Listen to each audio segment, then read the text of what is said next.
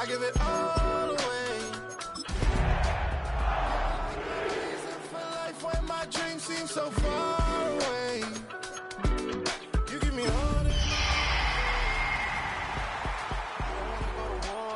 You don't wanna give me peace. I can never leave you alone, even when I'm overseas. If I gotta do a show. We find ourselves at the foot of the Rockies, Denver, Colorado, for this edition of the NFL on EA Sports. Today, after a topsy-turvy opening weekend, it's on to week 2, and we've got a good one here, as it'll be the Seattle Seahawks taking on the Denver Broncos.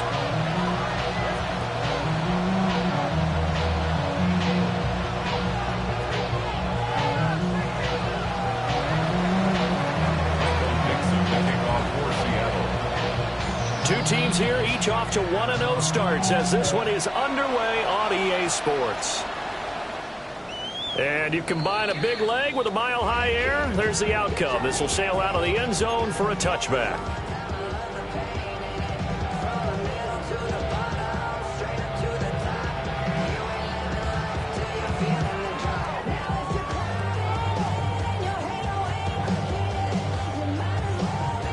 Ball up to the 35 now as they come up on 1st and 10. Now the Central Florida product is R.J. Harvey. And he put up a good fight, but he's going to be taken down behind the line of scrimmage.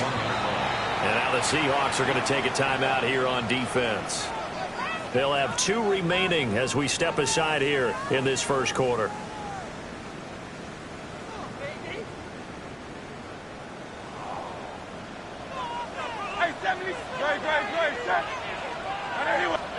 Hurts sets up to throw it. On the RPO, he'll keep it himself. And that is going to be incomplete as he let him a bit too much. You talk about this Seahawk defense. They currently sit at number 4 in the NFL in terms of stopping the run. We know it's only week 1, but the results look pretty good so far. The key is, can they do it week in and week out? Because right now, they're not awarding any championships or trophies after 1 week of performance. Got some nice young faces playing for them. Let's see if they can get this going. Able to convert on 3rd and 14, a terrific play call. So he turned to a trusted, familiar face in that 3rd down situation. It paid off. Yeah, you go to your veteran receiver in that spot, so you can't underestimate him when he's on the field. Defensively, make sure you know where he is because he understands how to get open in key situations. Left side, it's complete. And he's got this down to the 35. He's been a one-man wrecking crew these last couple of plays. This time 18 more and a 1st down.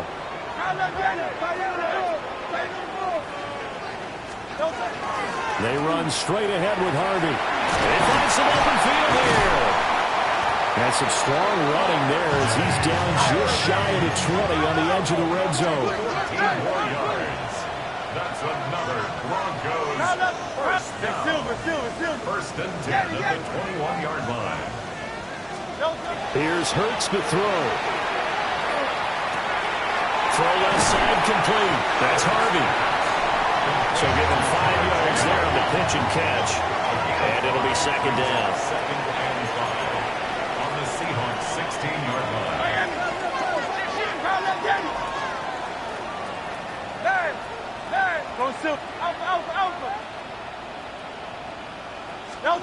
Throwing is Hurts. Now he's going to step up and run. And he just chucked that one out of bounds, out of everyone's reach. Maybe a wise call not to take a sack in this part of the field that brings up 3rd down. And here, you're down in the red zone. You need to be smart, not force anything. So that's a wise decision to just get rid of the football. Hurts.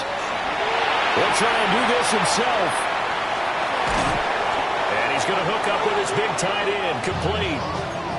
So they'll wind up losing 5 yards on the play, and that's going to bring up a 4th down. And Hurts not coming to the sideline. They're going to go for it. They'll stick with the passing game as he looks to throw. And it's incomplete. They cannot convert, and they turn it over. The Broncos unable to convert here on 4th. And this defense delivers a turnover on downs on the very first drive of the afternoon. Come on. Hit. Hook 19. Go. First carry here for Kenneth Walker III. And he's going to get a solid gain of 9 before being brought down. Second and right at a yard. This defense for the Broncos, terrific last week in the season-opening victory. And one of the key things you always look for when you're evaluating a defense is how opportunistic are they? How many takeaways do they get per game? And how about last week's game? That number, 6. Absolutely phenomenal performance. They were on top of their game right from the first snap. When you look at this Bronco defense, and they played well against the pass, currently ranked 7th in the NFL. Yeah, defending the pass hasn't been an issue for them. It's been stopping the run. And if they don't stop the run, they can't get back to their strength, which is guarding against the air attack. And he's able to get it to the 31, and that's enough for the first. 3rd and 2, right? So this is a situation where low man has got to win at the line of scrimmage, but it's not just the low man winning. It's the low man who's winning with some force, and they had that to pick up the first down. Barely picking it up, but they did. And he'll do a nice job here just to fight his way back to the line of scrimmage. Dre Greenlaw in there on the tackle. Defensively, we always know that he is tough at run support, and I think the way that he gets there is he understands what an offense is going to do before the ball's even snapped. A great job of scouting prior to the game, then reading, reacting, and taking the right path to the ball carrier. 2nd and 9. And going right back to Walker. And he'll push forward for a couple to the 34. Sometimes your philosophies get challenged at times you don't want them to. They did try to stick to the running game on the first 2 plays. Didn't amount to much. And now facing a 3rd and long at the outset of this drive. Let's go. On play action, they'll throw. He'll try and do this himself. And he will be very close to a first down, but I see the closed fist of the referee, and that means 4th down. That looked great when he first took off because, in my mind, there was room to run, and he had the marker in his sight. But I certainly didn't expect him to close so quickly, and neither did he. They got to him just in time, and now that forced him to make a decision with his 4th down call.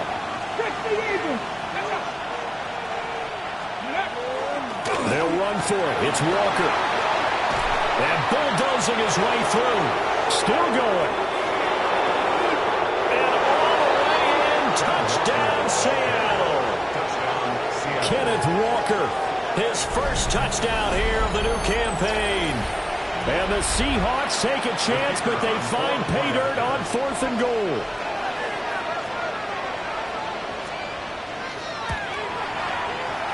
Point after, right down the middle. And it's now a 7-0 game.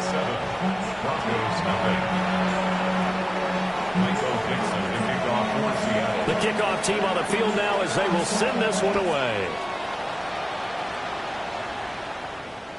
And this one over the back line of the end zone. Well, they definitely don't want to give him a shot at returning it. That's obvious. So the ball will come out to the 30.